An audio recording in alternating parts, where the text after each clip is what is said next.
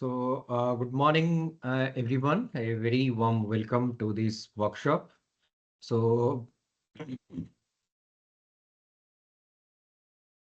this workshop is about uh, recent trends and development in smart polymer and emerging electromechanical applications. And its duration is going to be today and tomorrow. So, I welcome all the respected speaker, faculty member, researchers, students, and other participants joining online. A very warm welcome to all of you. And as we commence to this workshop, I would like to express my sincere gratitude to the ANRF for generously supporting this workshop and enabling us to bring together experts from this field. Such initiatives play a vital role in strengthening research, culture, interdisciplinary collaboration, and knowledge dissemination in emerging areas of engineering and science. So actually, this workshop is sponsored by ANRF. Actually, it's a part of our project scientific social responsibility part. So in this workshop, the audience are going to get a good exposure in smart polymers, electromagnetic system, and sensor, actuator, uh, shop robotics, biomedical implants, MEMS, names, sensor, energy harvesting. So these workshops are going to take care about the cutting edge applications, ensuring meaningful learning and participants in different stage of their academic and professional journeys. We are privileged to host even 7 distinguished speakers, each bringing deep expertise in their respective domain. So in this workshop, the 7 experts, I think, let me share uh, this part.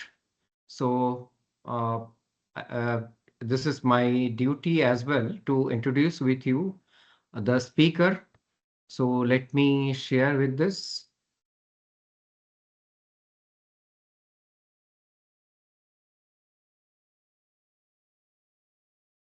So this is what is our schedule. So the first is speaker is Dr. Kriti Arya. She is an assistant professor in the Vellore Institute of Technology, and she did her research in biomedical things or biomechanics, and her research interest includes uh, quantum mechanics, nonlinear dynamics, and even the soft computing. Now, our next speaker is Dr. Anand Bhushan. Dr. Anand Bhushan is a faculty, senior faculty from NIT Patna, and his research interest includes MEMS. So his expertise is in the area of MEMS, and you are going to get a huge exposure in electromechanical system, specifically MEMS and NEMS. Our next speaker is Dr. Prashant Saxena. He is from Glasgow University, and his expertise is electromagnetic material and its constitutive modeling. So you are going to get the detailed fundamentals from him. And our next speaker is going to be Dr. Deepak Kumar. Dr. Deepak Kumar is a faculty from NIT Bhopal, and his research interest includes constitutive modeling of electromagnetic material or the smart material and nonlinear dynamics. So you are going to get a good exposure from Dr. Deepak Kumar, and his topic has been all these experts' topics are on the left-hand side. Our next speaker is going to be Dr. Aman Khurana. He is from IIT Indore, and his research interest is also includes the electromagnetic material. And our next speaker is going to be Dr. Atul Sharma. He is from IIT Jodhpur, and he will be delivering on the soft dielectric elastomer. And our last but not the least speaker is Dr. Anindya Malash.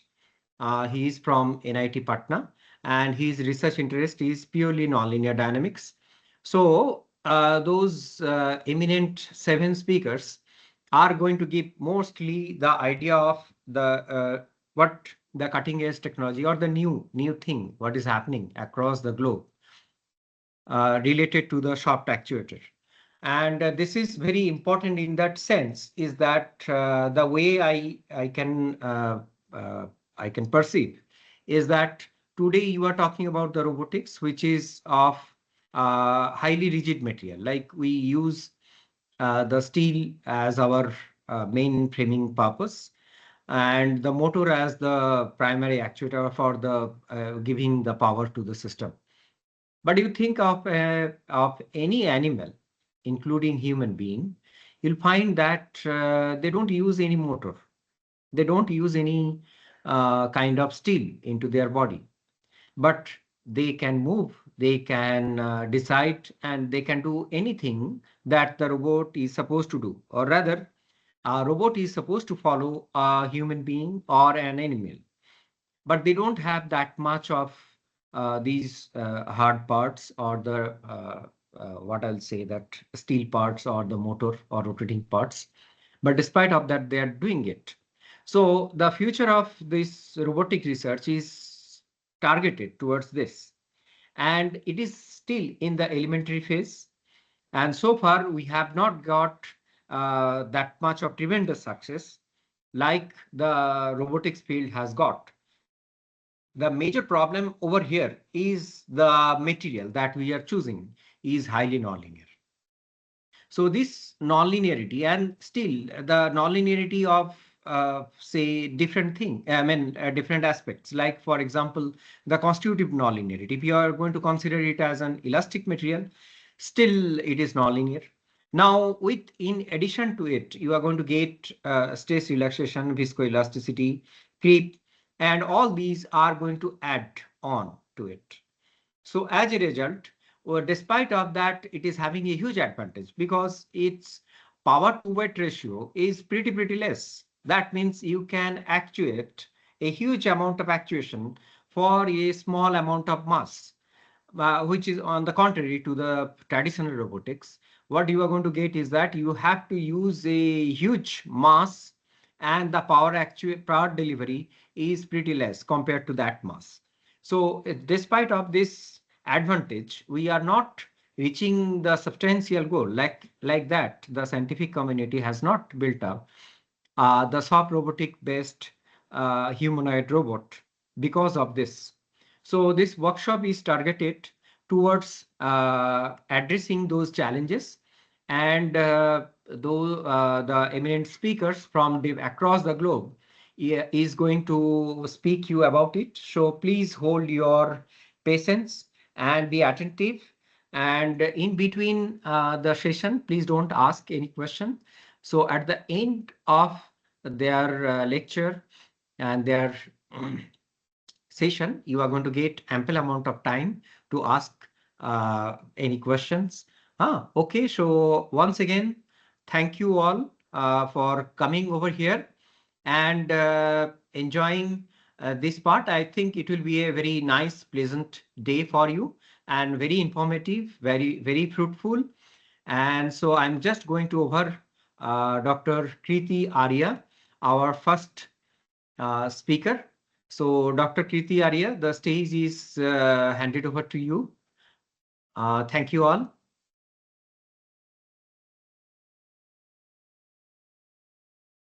Dr. Kriti Arya.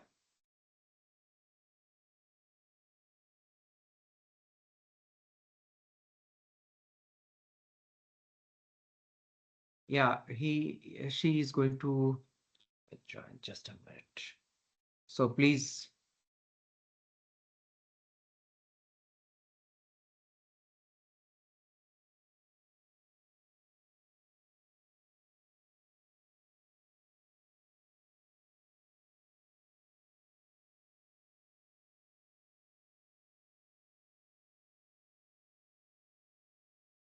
Hello.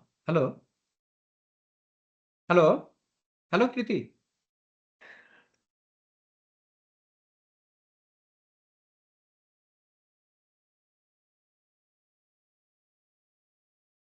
ओ अच्छा अच्छा अच्छा, एक minute एक minute. आप अभी देखिए, हमने share बंद कर दिया है, अभी शेयर नहीं हो रहा है।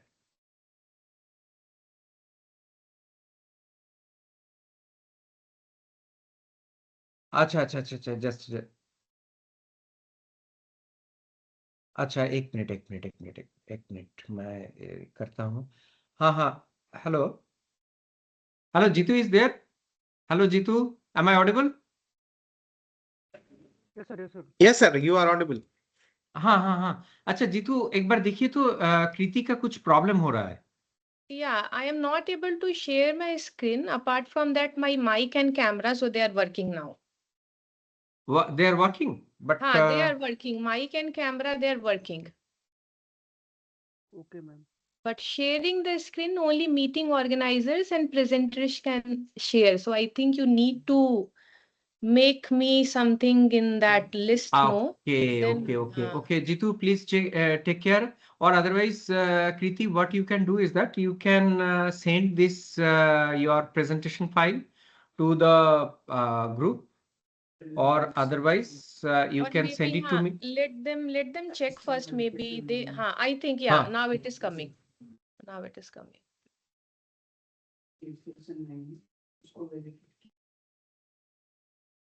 Yeah, I got it.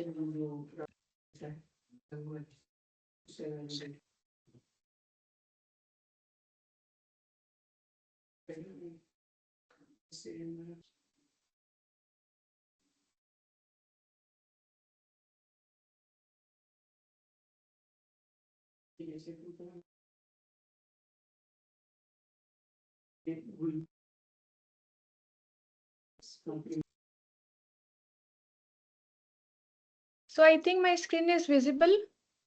Yeah, of course, your Okay. screen is visible. Yeah, So it is please, visible. we are happy to welcome Dr. Kriti Arya. So Dr. Kriti Arya, please start. Yes. Yes, good morning to all of you. And I just thank Dr. Somnath Sarangi to just giving me this opportunity for inviting me for a talk at this ANRF sponsored workshop. So I am Dr. Kriti Arya from VIT Chennai. So I will be presenting the nonlinear modeling of active response of soft biological tissues. So if you're just seeing the title of my talk, so it is having many words like soft biological tissues, what is mean by the active response. So I'm just going to starting slowly with all those things. So what is mean by a soft biological tissues first and all? So soft biological tissues means the tissues which are not going to be hard. So, like if you're just going to compare the bone, so it is coming under the hard category. But if you're just considering a muscle or our skin tissue, so they are coming under the soft biological tissues. So, what are soft biological tissues? So, they are going to be living, deformable materials. So, examples being muscle, tendon, ligament, skin, blood vessels, cartilage, and brain tissue. And most of these tissues, they are going to be composed of the water, collagen, elastin, and proteoglycans and cells arranged in hierarchical architectures. So I am going to be considering the muscle, and in the muscle I am going to be considering the skeletal muscle tissue. So what is skeletal muscle and how it is going to be different from the other two muscle types? So it is going to be striated voluntary muscle tissue that is going to be attached to the bones by tendons, and it is responsible for our body movement, posture and force generation. So why it is striated? Because it is going to be composed of long multinucleated muscle fibers, and then they are going to be containing the sarcomeres. So why sarcomeres important? So they are the fundamental units because of which the muscles are actually responsible for the muscle contraction, and they are the basic contractile units formed by organized actin and myosin filaments. Now, our skeletal muscle contraction, it is actually controlled by the somatic nervous system, and it produces force through ATP dependent cross bridge cycles. So, if you're just going to understand functionally, so skeletal muscle exhibits both active contractile behavior and passive elastic resistance. So, we can just understand with the help of the figure that how the skeletal muscle tissue structure, it is a very complex structure. Just see here the figure 1. So if you're just seeing the first figure, so it is our skeletal muscle. And the skeletal muscle, it is going to be covered by the epimysium sheet. And then within this skeletal muscle, we are just going to find the bundles. So if you're just going to see any one bundle, so this bundle we just call as the muscle fascicle. Now, if we are just going to concentrate on only one muscle fascicle, so it is going to give rise to the this muscle fiber. So if you are just going to be considering the skeletal muscle, it is going to be considering of the bundles of muscle fascicles, and each muscle fascicle, it is going to be consisting of the bundles of muscle fiber. So this is my muscle fiber, and this muscle fiber is going to be surrounded by the sarcolemma, which is going to be protecting the muscle fiber tissue. Now, so this is our muscle fiber, and inside the muscle fiber, you are just going to see one more time the bundles of myofibrils. Now, each this myofibril, it is going to be consisting of the many sarcomeres, and this sarcomere, they consist of the thick and then thin filament of the myosin and the actin. So, how the muscle contraction actually happens? So now we can just come to the third figure. So this is the explanation of skeletal muscle contraction through the limb-Taylor cycle. So the limb-Taylor cycle, it is the four-stage cycle. So 1, 2, 3, 4. So what is this thick vertical band? So this is my myosin filament, and this thin filament, it is the actin filament. Now, if you're going to see that we are having something like a structure getting attached to the respective actin site. So this is my myosin head. So how the muscle contraction happens, it is going to be happening in the two angular configurations, and this actin head, it is this myosin head, it is going to be attaching and detaching at the respective actin sites, and it is going to produce some power stroke. That power stroke is actually responsible for skeletal muscle contraction. So this is the four-stage cycle, and this is a very simplistic model with the help of the limb-Taylor cycle, then that we can understand the skeletal muscle contraction. Now, so this skeletal muscle contraction, it is actually a very complex phenomena. Hello, hello. Yes, yes. Yeah, Dr. Kriti, I please thought continue. that maybe yeah, some voice. I think some. Okay. So, Okay. huh. So we are having some physiological basis. So that is a complex physiological basis. You can just see that how it is going to be getting activated. So there is going to be occurring some neural activation. So it is going to be the release of acetylcholine at the neuromuscular junction. And then it is going to be generating some action potential, which is going to be propagating along sarcolemma and T tubules. After that, it is going to be releasing of the calcium for the sarcoplasmic reticulum, and then it is going to be calcium ions which are going to be binding to the troponin, which is a protein, and it is going to be exposing actin binding site so that the myosin head can just bind to the respective site. And then it is going to be creating the cross-base cycling between the actin and the myosin generates force. So active force exists only when the muscle is activated, and it is going to be requiring some metabolic energy in the form of the ATP. Okay, so this is with respect to the skeletal muscle, so how they are made and their physiological basis and their structure. So I'm coming to one more medical terminology, so which is the sarcopenia. So what is sarcopenia? So sarcopenia, it is a age-related muscle disorder. So where the elderly population, it is getting affected with the loss of muscle mass and muscle strength. So you can just see the first image. It is the sarcopenic image or a sarcopenic muscle. So we can just see that we are just having a muscle tissue, but the muscle mass and the muscle strength, they have lost. The second one, it is the normal muscle or the healthy muscle tissue. So here we can just see the proper arrangement of all the muscle tissue and the bone. So the sarcopenia nowadays, it is affecting elderly population very much, and you can just see that it is going to create the hormone imbalance, and then it is going to give systematic inflammation, and it is going to result into the unhealthy mitochondria, as compared to the healthy mitochondria in a healthy person. So sarcopenia, so it is a age-related progressive disorder and is going to be characterized by loss of muscle mass and strength. And it results from a combination of muscle fiber atrophy, reduced motor unit number, and impaired neuromuscular activation. So sarcopenia, it is going to be associated with frailty, mobility impairment, and poor quality of life in older adults. And mechanical consequences, it is going to be including maximum active stress, altered force length velocity relationships, and increased fatigue. So now what we have done, so we have just made a continuum model for this skeletal muscle contraction, including the loss of muscle mass and the activation. So if you are just seeing the mathematical background on my this slide, the first equation, it is the deformation gradient. So being splitted, so it is the Kroner Lee decomposition we are just seeing here. So Fe, it is the elastic part for the body.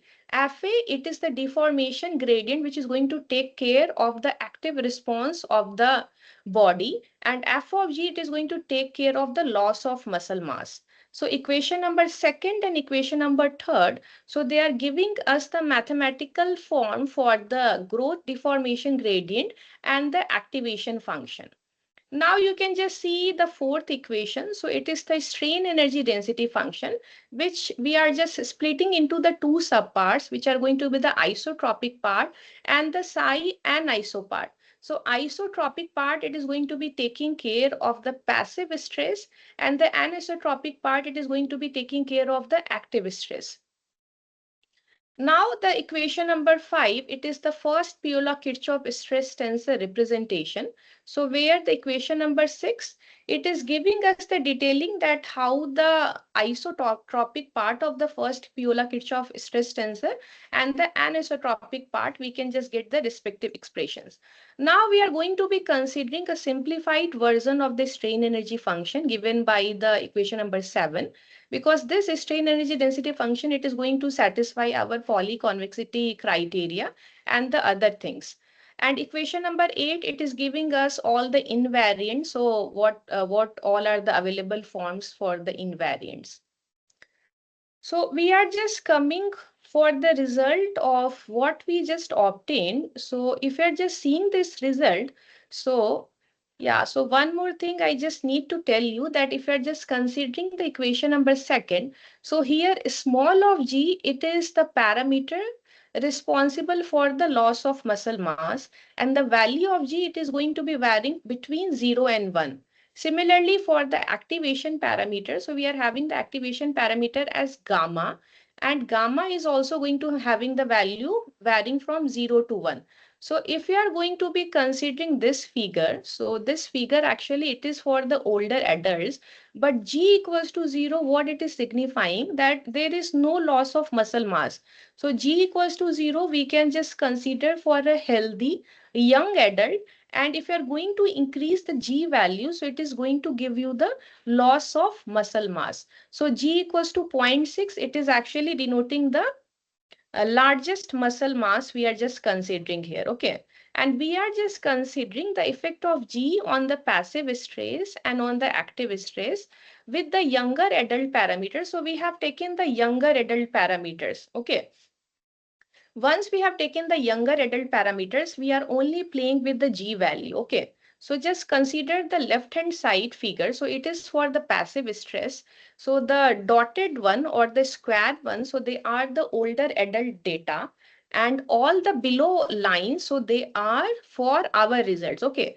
So what we have just done, if you are going to consider all the parameters taken from the younger adult parameters. So what we are just seeing that even for G equals to 0.6, our data, it is actually deviating from the given data.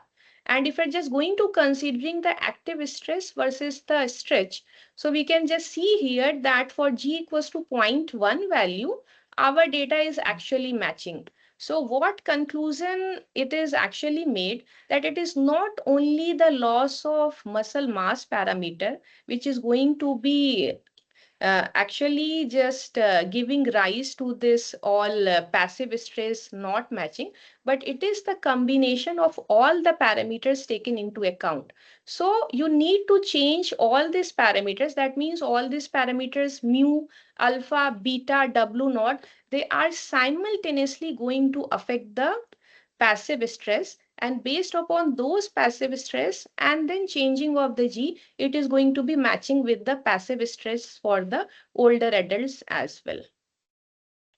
Now I am coming to the second biological problem, so which is the surface instability in skeletal muscle. Okay, so in the slide you can just see that on the right hand side I am having a block of silicon, and on the right hand side I am having a mammalian skeletal muscle. If you are going to provide a shear stress, the first one, it is not showing any kind of instability or nothing is happening. So it is retaining the original figure. But if you are going to provide the same shear stress to a mammalian skeletal muscle, you can just see some wrinkling kind of a phenomenon it is happening. So actually this is going to be exhibiting the surface instability phenomenon. So here as well, we have considered the surface instability for the sheared active skeletal muscle tissue, including the sarcopenia, that means including the growth deformation gradient FG. So I'm just going to only talk about the results, whatever we have obtained. So I'm just going to explain it well so that you can understand. You can just see the figure number 6 and the figure number 7. So figure number 6, so we have considered two models. The first one, it is the SR model, and the second one in figure number 7, it is the RA model.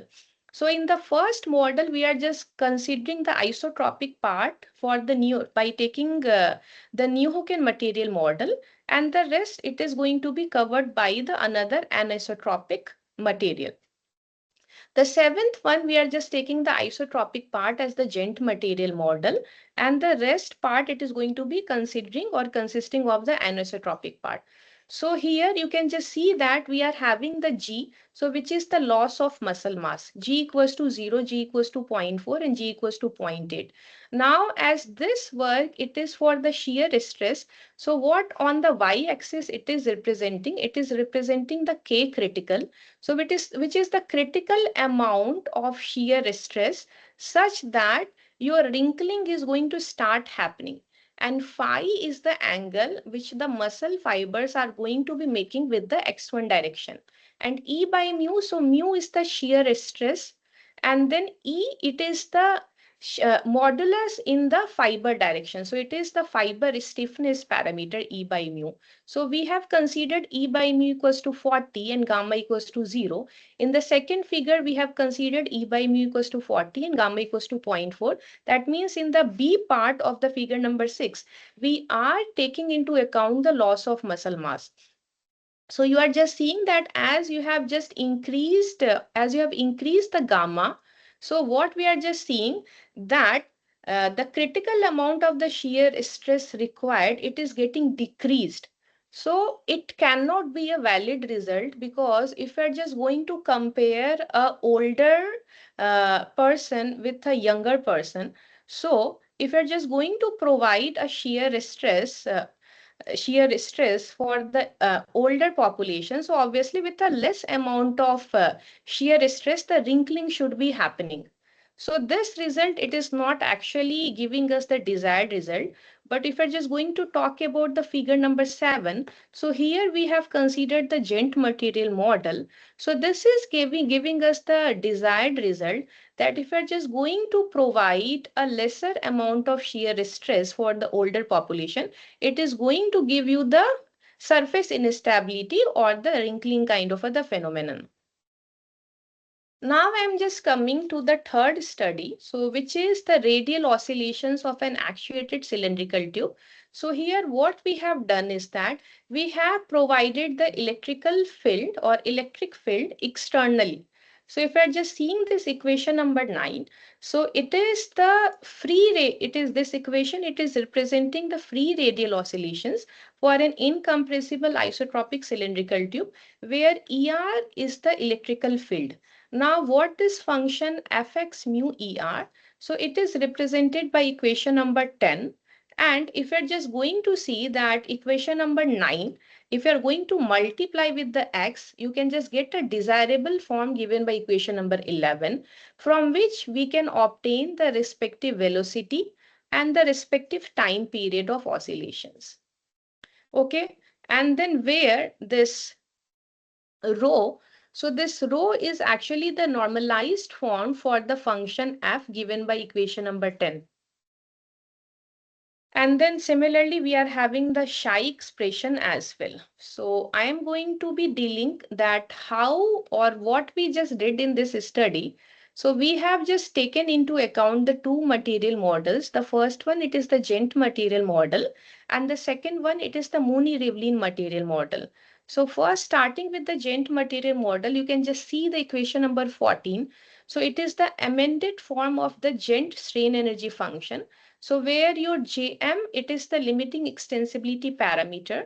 And this first part, it is responsible for the isotropic constraint. And now the second part involving C3, C4, C5. So it is going to be taking care of the mechanical electrical interaction. And epsilon naught, it is the electric permittivity. So if you are just going to do the phase plane analysis for the amended Gent material thick tube, so here mu, it is representing the thickness parameter. So we have taken the value as 0.125. Jm we have taken 170, and we are just taking the electric field parameter varying from 0. So 0 means no electric field applied. 20, 30, 50, 70. So it is the units of the electric field. And sigma, it is the energy given to the system. So sigma, we are just taking 0.5 and 1. So figure number 5, part A, it is going to be for the energy provided 0.5, and the part B, it is that we are just giving the energy as 1. So if we're just going to see that by increasing the electric field, the amplitude of the oscillation, it is going to be getting decreased because you have made your tissue as the active. And so with that, your amplitude of oscillation, it is going to get decreased because it is now becoming or now coming under the healthy category. Similarly, for sigma equals to 1, so it is obvious that if you are going to provide more energy, your amplitude of oscillation, they are going to be more. So you can just see from the table. So we are just considering the ER values starting from 0 till 70. And we are just taking two values for the energy functions for the energy. So 0.5 and 1. Now V naught, it is the initial velocity provided to the system. And you can just see that the amplitude D minus C. So if you are going to increasing the electric field, so your amplitude of oscillation, it is going to get decreased. And for the increasing energy, obviously your amplitude will be more, but still it is going to be getting decreasing once you are going to increase the active behavior of the tissue. The same result analysis, it is going to be for the time period as well. So we just also did the phase plane analysis for the amended Gent dielectric membrane. So what is a membrane? So membrane, it is the specific form of the thick cylindrical tube where we are going to be considering or where we are going to be letting the thickness parameter tending to the value 0. So this is the phase plane analysis for the amended Gent dielectric membrane. So here we are just going to be considering a fixed value of the electrical field, which is 50, and we are going to be considering the energies as 0.5, 1 and 5. So if you're just going to see in the figure that for the energy 0.5, the amplitude of oscillation, it is going to be lesser as compared to 1. And for the 1, it is going to be lesser as compared to the energy given as 5. So the same analysis we are given in the form of the table, and we have compared with the no activation case and with the activation case. So if you are going to provide the activation, so with the increasing amount of the energy, your amplitude of oscillation will be getting increased, and same result or same analysis for the ER equals to 0 as well. That means if you are going to increase the energy, your amplitude of oscillation will be getting increased. The second analysis or the second material we investigated, it is the Muni-Rivlin material model. So in Muni-Rivlin material model, so we are just going to be taking care by both the invariants, that means the first invariant and the second invariant I1, I2, and we are going to be having the constant C1 and C2. So whole this part C1, I1 minus 3, C2, I2 minus 3, it is going to be taking care for the isotropic response, and the second subpart which is involving the invariants I4, I5, I6. So this is going to be taking care of the mechanical electrical combined response. So here as well for the Muni-Rivlin material model, so what we are just seeing that we are just going to be considering the two energy values 0.5 and 1.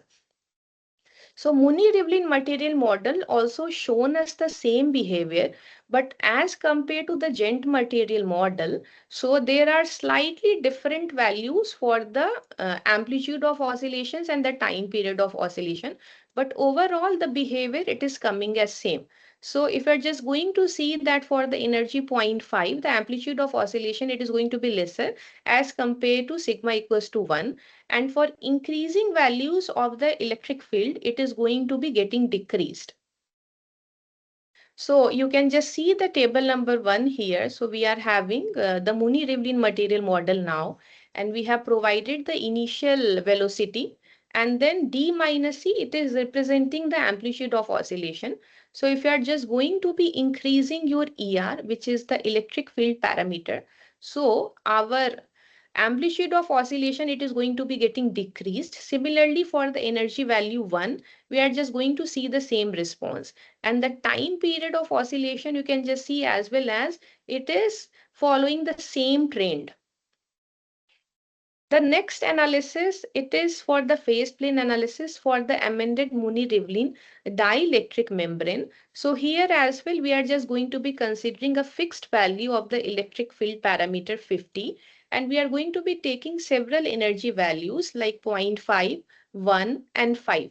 So you can just see here, so whatever the results we are getting, so if you are going to be increasing your energy value, so the amplitude of oscillation, it is going to get increased for the respective active case and for the respective passive case. So, but this result, it is having one more unique feature. So we are going to see from the table. So if you are going to consider ER equals to 50, what we are just seeing that the amplitude of oscillation, it is going to get here, it is actually getting increased for the Muni-Rivlin dielectric membrane, and your time period of oscillation. So it is for the sigma, so obviously it is going to get increased. But what the new thing I was talking about, that if you are going to be considering the Muni-Rivlin dielectric membrane by providing no electric field, so the time period of oscillation, it is going to remain constant, and that value is going to be pi 3.14. So this is the unique feature we will be just getting for the Muni-Rivlin dielectric membrane. Apart from that, if you're going to compare the Gent and the Muni-Rivlin material model, the characteristic feature for the Gent material model is going to be what? We are going to be getting the amplitude and the time period of oscillation coming slightly less as compared to the Muni-Rivlin model, but rest and all the features are going to be exhibiting the same kind of uh, flow. That means the amplitude getting increased with the increasing values of the energy, and the amplitude getting decreased with the increasing value of the electric field parameter. And for the Muni-Rivlin material model, if you are going to provide no electric field, the time period of oscillation, whatever the energy you are going to provide, 0.5, 1, 2, 3, 4, the time period of oscillation, it is always going to be same. So in summary, so what I just want to just give you through my talk is that how we can just model the soft biological tissues active response. So in that category, we have considered the skeletal muscle tissue, and I have studied the two problems. That first one, it is the constitutive modeling of the skeletal muscle tissue by including the sarcopenia. The second one, what I did, it is that we are just going to be considering the surface instability of the skeletal muscle tissue, and how the sarcopenia or how a sarcopenic person, it is going to be affected with the wrinkling kind of a phenomenon as compared to a younger adult. The third study, it is what we are just going to be providing the electrical actuation externally. And then we have just studied, we have considered the two material models, so which are the Gent material model and the Muni-Rivlin material model. And we have compared our study and then how the electrical actuation it is going to be affecting. So all our studies, they have been just physiologically verified. So we have matched our results with the physiological or the medical related available literature data, and we are just getting quite significant and satisfactory result. So I am going to stop here.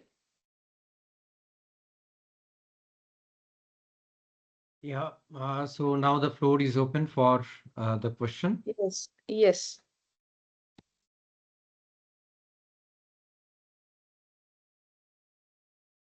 Yeah, please, any question? Yes, so I'm ready for questions, or we can just call a kind of an interaction maybe. Yeah.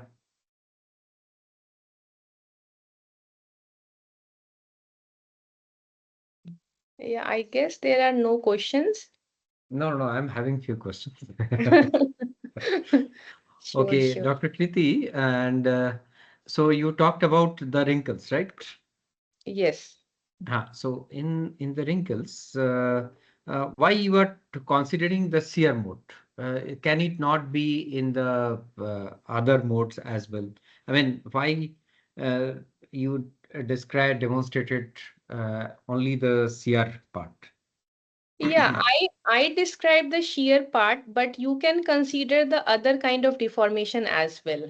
So that is also there. Okay, You can okay, okay, consider okay, any okay. kind as well. It is not specifically with respect to the shear, but what we observed through the medical literature that the loss of muscle mass, it is actually happening in the circumferential direction. So we have Okay, arranged our fibers in the uniaxial direction and we have provided the shear in the circumferential direction. So you are going to see the loss of muscle mass in the same direction. But we have also provided that any other kind of deformation, they can also result in any kind of surface instability. So that we need to check. okay, okay, okay, okay. Okay. And for the muscle actuation, Mm-hmm. that sarcopenia, whatever you have explained, can you go over there? I'm having few, I mean, I want to understand what Yes, physically yes, it yes. is. Yes, sure. So maybe this one, Not the diagram. this one, No, the schematic one. this Yeah. one. So over here, your muscle is going to, no, not this one. The previous one, the schematic. Okay, here. No, yes, this one. Yeah. So over here, you look this. What is your muscle? The block one, the black color. No, this is not the muscle. Actually, we are considering the smallest unit. So we are just considering the myofibril. And Okay, inside the myofibril, we are just going to see the fundamental unit which are responsible for the muscle contraction. They are the sarcomere. So these sarcomere, they are going to be consisting of the thick and the thin filament, which are the protein filaments of the actin and myosin. So this is going to be coming inside the muscle. That means it is going to be something coming at the microstructure. okay. So actually, it is a micro model, Yes, it is a micro model. So and what not we the have made, lump model. yeah, it is a micro model. Okay. Yeah, Yes. it is Yeah, a quite. micro. Yeah, Yeah, yeah. that is what. So I have explained that how this phenomena, it is a very complex non-linear phenomena because it is not getting started at the larger scale. You just need to go at the micro scale, then only you can just do the detailed analysis. Yeah, quite interesting. I mean, actually, it is uh, the case of what you can say that related to our actuation. I mean, our Ye- actuation is so deep inside, embedded into the muscles, such that which is not there in our traditional robotics, and that way that this is what is the challenge. So if we are going Yes. to create the artificial muscle, that means we will not be limiting ourselves to the macro scale or the meso scale. Rather, Mhm. we have to go to the micro scale as well. Then only For we can do sure, it for because sure. our body is going to do. Because if you are going to see the available models, the micro scale model only it is going to describe the muscle contraction in more detailed way and more enhanced way. Otherwise, if you are going to compare the other models, they are not able to explain all the things properly. So that comparison is as well there in the existing literature. Yes, yes, yes. So any other question, please? Yeah, audience, please. Any other question? Yeah, I guess audience they are thinking so maybe it just went more biological and more No, no, mathematical. yeah, it is. Let's continue this discussion. Actually, it Hmm. is appearing as a biological, but if you are going to look at what they are not getting is that the total idea of this workshop.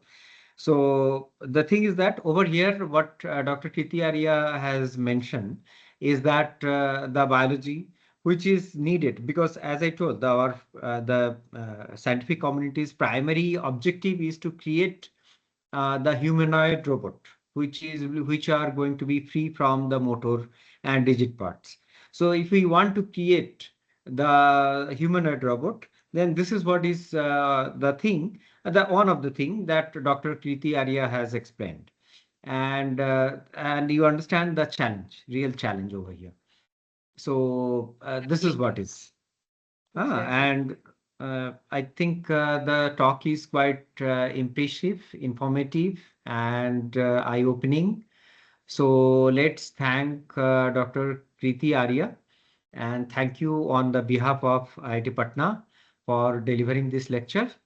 Thank you. So there will be a recess. Our next session is at 11:15, right? So if we can remember, it is at 11:15. So it will be just a break and for another 10-15 minutes. Okay, Dr. Kriti Arya, thank you. Yes, I just thank you, Dr. Somnath Sarangi from IIT Patna. So just giving me this platform so that I can just share my detailed analysis with you. So thank you all the participants for listening to me, and thank you to Professor Dr. Somnath Sarangi. So thank Thank you. So you. it was a nice experience for me as well to share the things I learned. Thank Thank you. you. Thank Thank you. you. So there will be just recess for 15 minutes. We are going to assemble at after 15 minutes. And Jitu, please admit all the participants without any fail. Okay. Just we are coming after 15 minutes.